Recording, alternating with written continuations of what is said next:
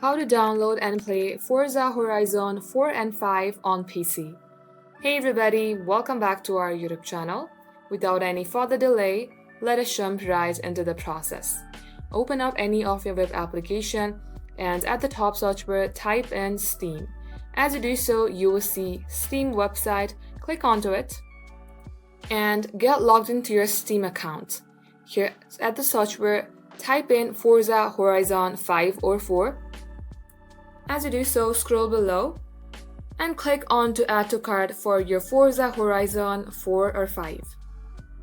Then click on to view my cart. Then here click on to continue to payment.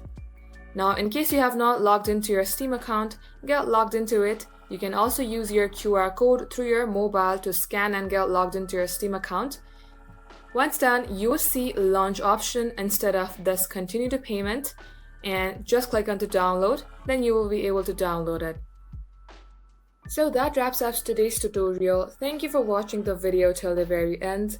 If it had helped you in any ways, then make sure to like and subscribe. We will get back to you soon with more tutorials like this.